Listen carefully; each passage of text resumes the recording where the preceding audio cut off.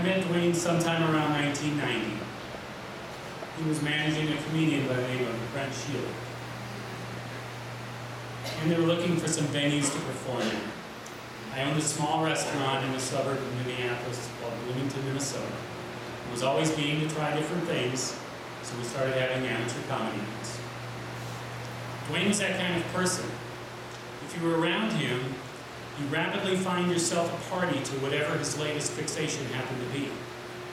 I never complained, though, since through Dwayne I met Michelle, his sister, and later on my wife. I've never seen two closer family members. Dwayne and Michelle were inseparable. For the first year, I didn't go out with Michelle. I went out with Michelle and Dwayne. And Dwayne was an incredible person. He laughed loud, long, and often. He never put anyone down or lost his temper. I only saw him mad once, and I deserved it. He had a childlike wonder about things, and he would readily verbalize them, often in strange-sounding ways. Like the time that Michelle, Dwayne, and I were eating in a Happy Chef restaurant, probably about 2 or 3 in the morning, and the waitress came to the table to clear away some items. She reached across and lifted up what she wanted, and then we all heard Dwayne utter appreciatively, "My, you have long arms." Only as Michelle and I dissolved into laughter did he realize that what he intended as a wonderful compliment, how that might sound to another. And of course, he laughed for a long time.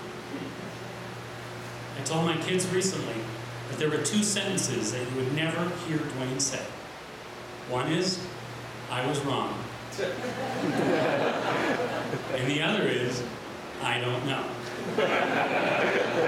I tried, believe me.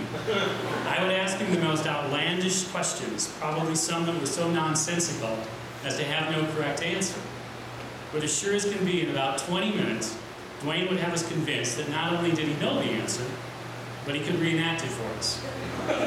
And the scariest part of this is that he really could, every single time. Megan, Dwayne's love for you is so easy to observe. He completed his work. And to Grandma and Grandpa Hitz for joining us on video. There are no proper words to in any way help ease the pain of the day. But if we are judged by how we make this a better world, and it will hopefully be some comfort in knowing that the children that you raised are the finest imaginable, and how lucky we are, and have been to be associated with them. My wife Michelle has also put down some words about her brother that she has asked me to read for her. So with your indulgence, I'd like to do that now. 2 words that ring through my mind when I think about Dwayne are "what if." I can still hear his little boy voice saying these words as a toddler. At the time, it was more like "woof." He uttered these words over and over to the point where it's left an indelible imprint in my brain. These words were not just verbally expressed, they were put into action throughout his entire life. Dwayne never cared too much about other people's opinions, experience, or advice. If he had it in his mind and he needed to answer the question, "what if?" he would proceed with all of his being.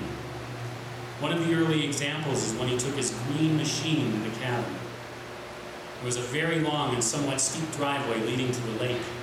Without much thought, he took his green machine to the top of the hill, he lifted up his feet, and he rode that thing full speed straight toward the lake. At the end of the driveway, he made a sharp left onto the grass, planning to avoid the large body of water waiting for him at the bottom. It doesn't matter what the outcome was. He was convinced it would turn out exactly as he envisioned. He didn't go a quarter or halfway up to make sure that the journey was doable. He didn't consult with his parents or siblings about whether this was a wise decision. He went straight to the top of the hill and full speed for the whole ride. Not only was Dwayne able to take risks like this with faith and enthusiasm, soon he had followers joining in the adventure. After watching him take a few runs down the hill, I felt compelled to join him, and he had no problem sharing the adventure. We took turns with that green machine all summer. He continued asking this question, "what if?" over and over, going full speed ahead into all of his ventures. What if I went biking through Spain? What if I went off-road driving on scary cliffs? What if I climbed really high mountains? What if I ran away from my babysitter naked in the yard? He was 3 at that time. What if all of the computers die on Y2K? What if I started my own business? Actually, he asked that particular question quite a few times. He went traveling, skiing, camping. He spent his first college fund on a business venture, and he still went on to eventually receive 2 master's degrees. He fell in love with someone he couldn't forget, and even though she broke his heart, he decided to call Megan once again. Many years later, and as it turned out, she loved him too. Never mattered if he wasn't right or if he failed. He had an incredible ability to find the best of the experience, debate that he was actually right all along, no matter what the result was. And when all else failed, he was able to laugh at himself. Some of his what-if questions were just a matter of enjoying life, like, what if I ordered an extra steak with my steak and eggs at Patty's Pantry? Everyone who knew him when he was 20 knew his order of steak and eggs with an extra steak. His last questions were the ones that ended up shocking everyone who knew and loved him. The first, what if I got married? Sent us all into a stunned but very celebratory state. Nobody saw that coming. And the last, what if I bike across Iowa?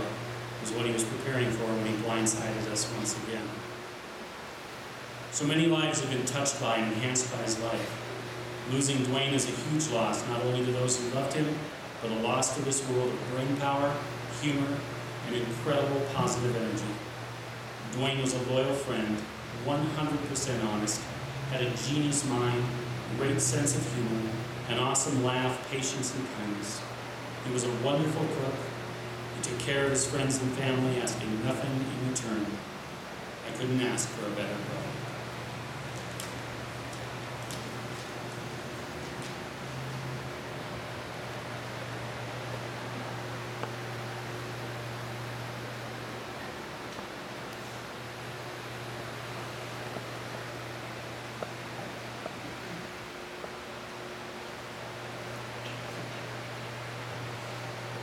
Can everybody hear me?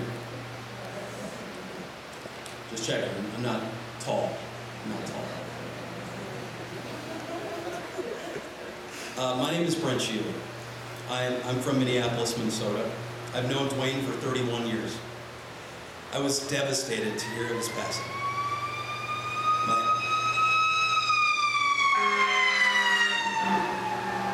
My heart goes to his family.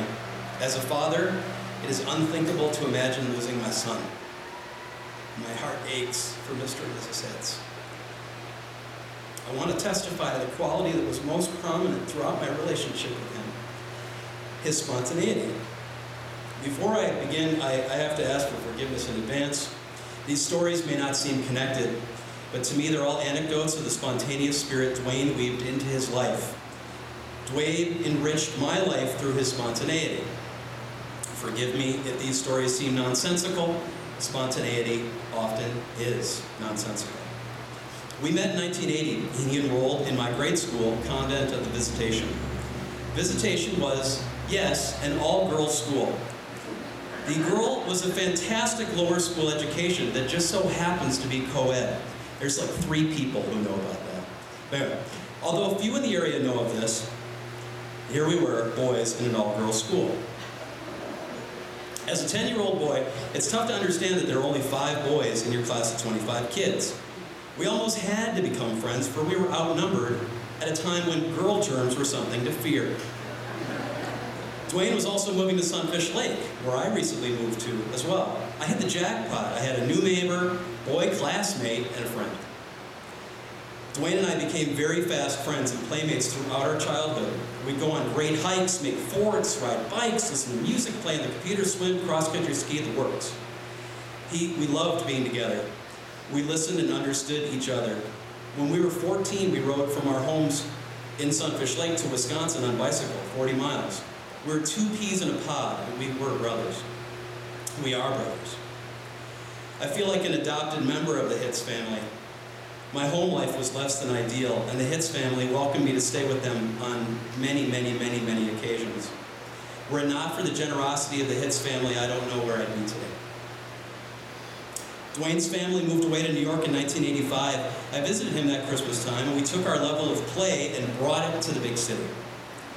We took the train to New York City on New Year's Eve, just the two of us. Impulsively, Dwayne spent all of his money gambling on a card game powered by a scammer in the street.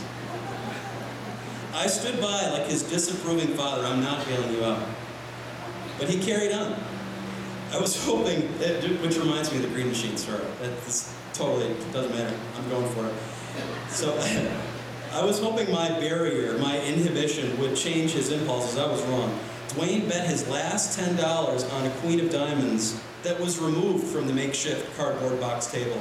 Dwayne was scammed and was broke.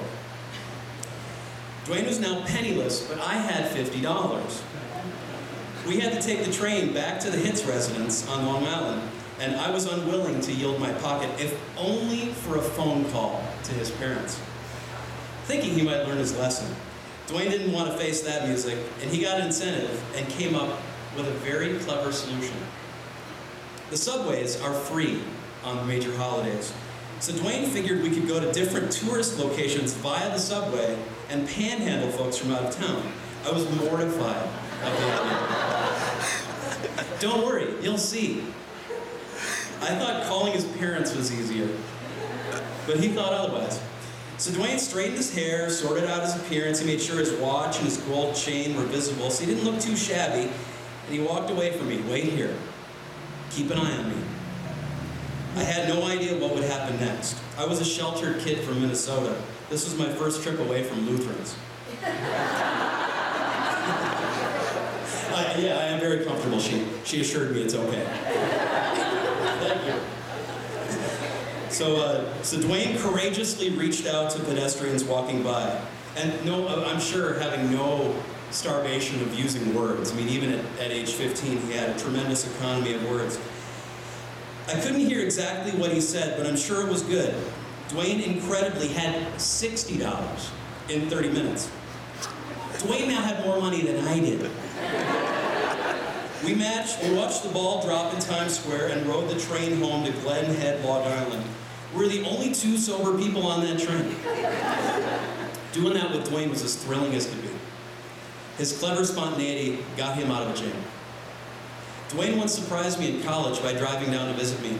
It was an impulsive gift. I was in St. Louis at the time. It was an impulsive gift that made me cry with how thoughtful and loving it was.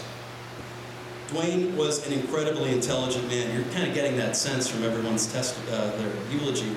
But he was relentlessly curious about everything. When obstacles would arrive, Dwayne relished solutions to work around them. Dwayne was not shy in taking risks and experiencing adventure. And Dwayne was so smart, he was able to spot trends way before anyone I knew. He knew about the power of personal computers, the internet, and digital marketing before he had electricity. Good, you got the sarcasm. Very good.